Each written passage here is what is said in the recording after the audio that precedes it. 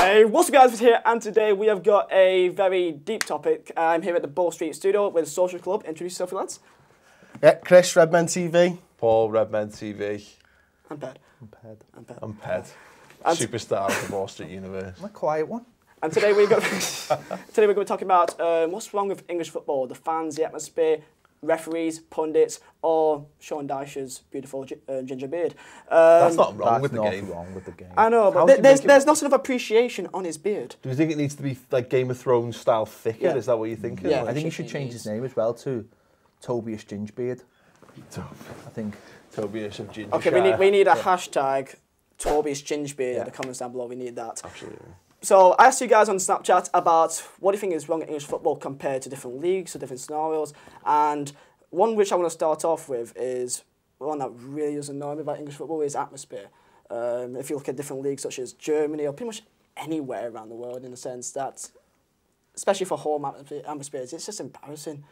I mean, the best way. Is it good at Burnley though? Because you had like the promotion stuff, and it's quite a small ground, isn't it? Yeah. Is the home atmosphere at Burnley shit as well? Because it's generally shit at Anfield. In terms of the home atmosphere, I think that, I don't want to sound too up my arse here, but especially for the Premier League, it's definitely one of the best in the Premier League. I've gone to most of the away games this year, and no one just makes like any noise. It's like a small part of the stadium. I don't know if it's just because most of the stadiums are massive, or just that you just can't hear them. But in terms of Turf Moor, I'm pretty proud of like the noise that we make. It's also RANT and away fans, so we make sure that they can hear us. I think it's the voices coming off the moors. The moors. That create the atmosphere. All the lost souls on the moors. That's just too harsh, I think. I mean, to be fair, Turf Moor has been, I think, rated as one of the best like scenic landscapes in England. Most people will never know because they just don't want to go to Burnley, unfortunately. I've been to Burnley. Did you appreciate it? Did you like it? Not going back. Is that just because we beat you? Did we beat you guys also? I mentioned this every single video, so I need to let myself out there. I need to. Actually, I forgot to mention, I've got some stickers for you lads as well, so that you guys can appreciate the Burnley. Love it. Yeah, Love it. Burnley, keep the faith. I'm a nice person. Did you make these yourself? Brought biscuits as well. Actually, genuinely, first guest who's ever come on Social Club and brought us something. I always bring biscuits. I was going to say, Ped leaves biscuits Sometimes I don't even bring biscuits, but you seem to still find my biscuits. I had a family circle box. 1 minute it's there, the next minute there's crumbs all over Tom's pants. You've been looking on his pants quite often. Yeah. We had a conversation about asses earlier. It was quite a fun topic. Which should be sexier than it was. But it wasn't a sexy topic. No, I agree. The atmosphere thing, I think, is the biggest problem in football right now. Is we're at this crossing over point of we're selling football on, wow, look, atmosphere, how great is our stadium, your home support, noise and flags and people singing songs, but also, you know, the globalisation and the money and the overpricing people out of stuff. There's a point now where, you know, there seems to be a movement towards getting it sorted, but it is the biggest thing, and ultimately there will come a point, hopefully at some point in the near future, where owners of football clubs go, you know what, the money that we make off people coming off the turnstile is not worth what we make, rather than you'd much rather have 40,000 people or 12,000 or whatever you use. We're not Bournemouth. What do you think? It's not just like a shed. It's not just a shed. Poor shed. Yeah, you'd rather have 40,000 people who go there and they're rabid and they're singing and they're absolutely bang up for it, than have the same amount of, or even, you know, more people or less, whatever, who are paying more money, who maybe spend a bit more in the ground, but they go there and they sit there and twiddle the thumbs. You know? And that annoys me, like, but this brings up the about what Celtic are doing. But I know it's a very personal topic, especially around your parts, about safe standing. And Celtic, they've tried it out, and that it's gone brilliant for them so far. And it's in Germany, it's in so many countries around the world, and that. It's something that I would love to see, and that could be integrated in the next 5 years. And I think that'd be quite good to bring that with you guys because of safe standing should have been here 5 years ago, and it is the one thing that will save the atmospheres of every club. It's the only thing that will save the atmosphere, because I think what happens is fans go into grounds having paid massive amounts of money for home tickets. Okay, away tickets are different now because they're a little bit cheaper. Yeah. And immediately they're in conflict with their own club, because they're not allowed to go the game the way they want to go. You know, you go in the game and you want to stand up and there might be someone telling you to sit down or whatever it is, but it mightn't even be at the front of your mind, it might just be at the back of your mind that you're not allowed to support the team you want the way you want to. Now, if you bring in a safe standing area, which I think people get confused about this, I think they think it would be like a whole end, and it's never going to be a whole end anyway. Just a small area like Celtic have done to almost just create the atmosphere, but it's an organic way of creating it. I know a lot of clubs have got these different like fan sections like Crystal Palace and stuff, and they do their own job. But a lot of us are very, we don't want that either, do we? We're reluctant to come into that because it all seems plasticky. I don't mind missing the game because I'm singing my heart out. There's a difference between missing the game and because you've got someone waving a flag in your face. Or, you know what I mean? Or an eagle sweeps and shits on your face or something, you know what I mean? But if there's a section, because I think the other thing as well is, you know, you're a little bit too young, but I think you might have this idea that all of us in the 80s and the 90s, the whole ground was bouncing. It wasn't. It was always just one end. Yeah. And the rest of the ground either might have just continued or didn't, but it'd just be one end. Now, if you got a section in the Cop or in the Gladys Street, that would kickstart the rest of that stand. Yeah.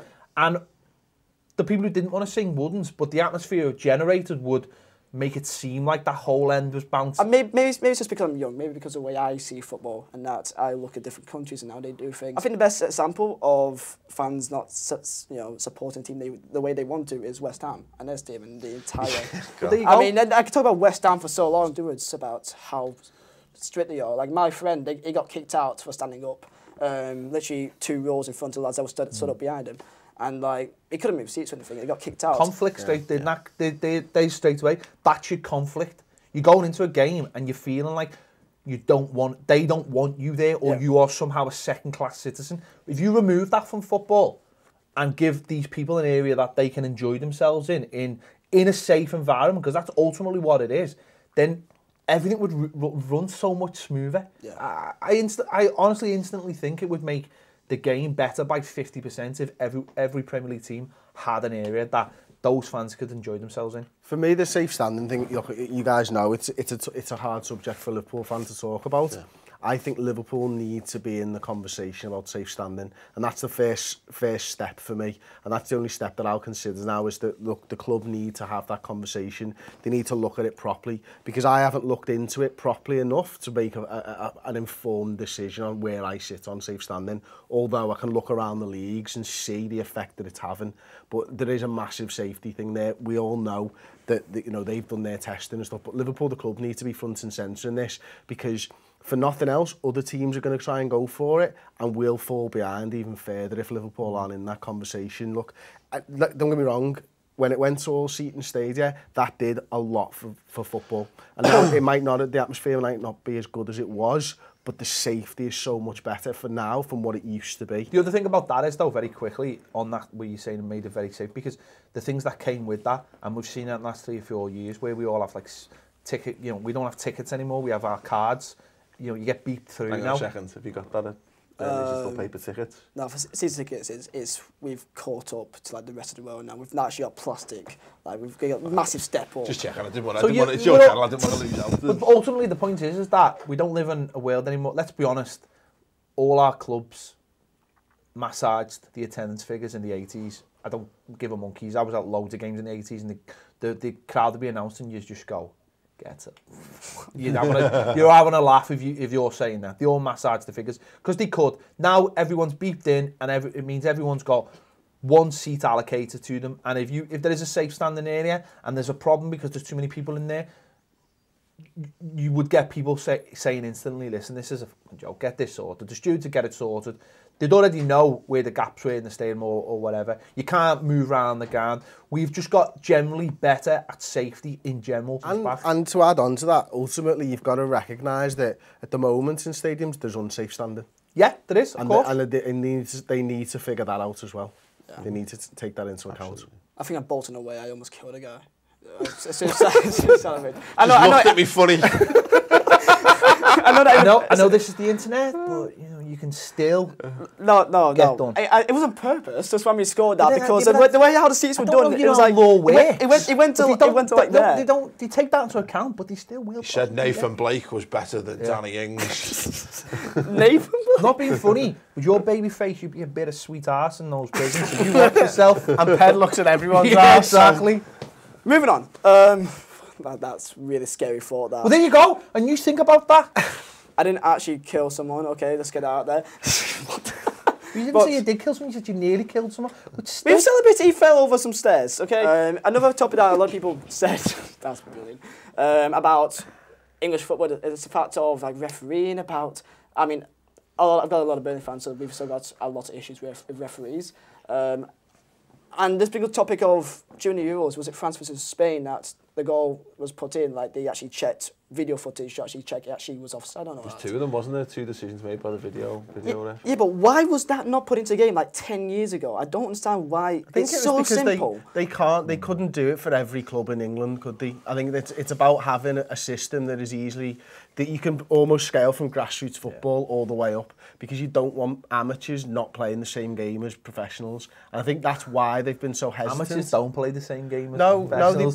Some games don't even have referees. They certainly don't have linesmen. But it's the conceit, isn't it? It's the conceit that it's the fundamentally the same game, and all it is that it's just going to mean a breakaway of the elite when you start having more and more video. Some national teams don't even have the same levels. I mean, I've said this before, and I'm not criticising anyone when I say this, but I've seen the African nations where names and numbers have been drawn on the back of the kits, and that is a genuine fact. That's not me taking the piss out of anyone. Yeah. The game is not level across the world. That doesn't mean that you should play the game from its lowest denominator. It should be the top down, not the bottom up. So that means that the top international games now should have cameras everywhere. They proved it last week with the France-Spain game. One goal got disallowed and one goal got given, and it made me laugh when people were going, it's sad, isn't it? Because he couldn't celebrate till 10 seconds later. The fucking goal was disallowed. He wasn't going to celebrate. Yeah. He got a chance to, you know what my only problem with it is that we're going to have to find more stuff to talk about. You know what I mean? Because if you take away all the controversy from football and all those, no, exactly. What I mean, there'll never be a shortage of things, but we'll just have to fill it with more shite. Can I ask you? We'll have to fill it with more inane bollocks around football. Go on. When was the last time we did a video on a referee? Yeah. We haven't done a video on a referee like literally ever in a while. I can't remember the last time we did one. Yeah. I can't remember the last time anyone. No, you're right. It's become so much of a cliche that you kind of shrug it off. You don't bother. You don't bother now. We don't. What would we do? We'd be doing them every week. We've got plenty to talk about. Name me a good referee in the Premier League. you go.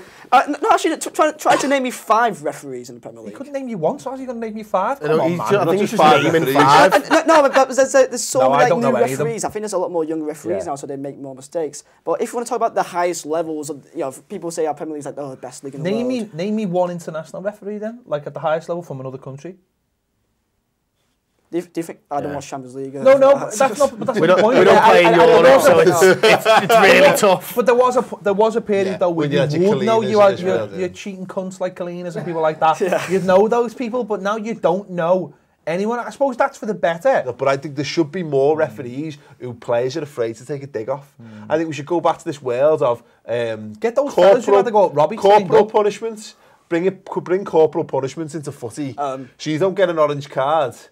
You maybe get a spanking after a referee or something. You get your ligament slashed. This really... A spanking? Wow, okay. No, get a dig off the referee, because you look at rugby, because they're all basically from like private schools where they're all basically afraid of either getting the cane or getting bummed or whatever. That they're all terrified of authority figures. Or they're not afraid of those things. Yeah, what authorities bum you? I don't know what it's like around Liverpool. This is what we're talking about, going back to the prison story. This is where you got to be very careful. Would Antoine Griezmann move to Burnley even if he was getting paid twice as much money as everywhere else? Maybe if they told him it was in Manchester. Yeah, and then told them that Manchester was in London. Hey, Rubinho. I can't see that person. But then equally, by the same token, there's places in Spain that you wouldn't want to go. You wouldn't want to go to Granada. I don't know. Yeah. No, but you wouldn't, would you? It's not the country. It's the attraction of certain clubs. Our players haven't got the open mind to go and play for those big clubs. Whereas Griezmann will probably think about it and go, well, he's French. He's been playing in Spain since I think he was 14 or 15. Yeah. So automatically his eyes were open to that. Yeah. And he'll probably think, well, I'll go to somewhere like Man United and do maybe like 3 years. And then maybe I'll go somewhere else and get the full hit of European football. Whereas we have these players who are like, I'm not moving from my mum's. I would struggle if I was living somewhere that was like a coldest, like 20 degrees every day. I'm a tropical people at heart. Yeah. I would struggle to want to actively put myself in a place that has proper winters. No, that is the attraction. No, the attraction is these players want to play for the big clubs. Yeah. And ultimately, that's what's wrong with English football, is that our players don't want to play for the big clubs. They've got the comfort zone of playing in England. Whereas if look at Gareth Bale, look how his career has just gone through the stratosphere. Because our players don't even believe that they can play in those. Look at Michael Owen. First sign of trouble when he played for Real Madrid, he fucking bolted, and he bolted to fucking Newcastle of all players. Fucking hell. Do you know what I mean? If he'd hung around and said, no, I'm going to have a real go at this. Because don't forget, at the end of Bale's first season, even though they'd won the Champions League, there was still question marks over him. When he went into his second season, they were like, oh, he's not good enough, blah, blah, blah. He could have just took the easy way out and gone, I'll go and sign for Man United. Don't forget, Man United were getting linked with him all the time. They wanted him. But he went, no, I'm going to stick around and be a success at this club. I'm going to be as big, maybe not as big as Ronaldo, but I'm going to be as big as everyone else. And look at him, he's absolute world name now. We don't have any players like that. There's not enough. I can probably name the 10 players, going back to Platt, Gascoigne, Gary Lineker, Mark Hughes, Ashley Cole. And these are going back 20 years, and you can still name these players, can't you? Because there's so few of them that have left England and gone on to do other things. Steve McManaman, Michael Owen. Why Wayne Rooney's not regarded as a great outside or even inside this country, because he never left the shores to push himself on. I know this has all led to Leicester City and West Morgan flying the English flag high in the Champions League. Leicester City is a pride of England now. They're not. They are for this year. No, they're not. I hope they get absolutely destroyed. I can't bear them. In fact, they might as well just be Tory FC, Tory FC? Yeah, essentially, yeah. Leicester fans going to love you. Fuck.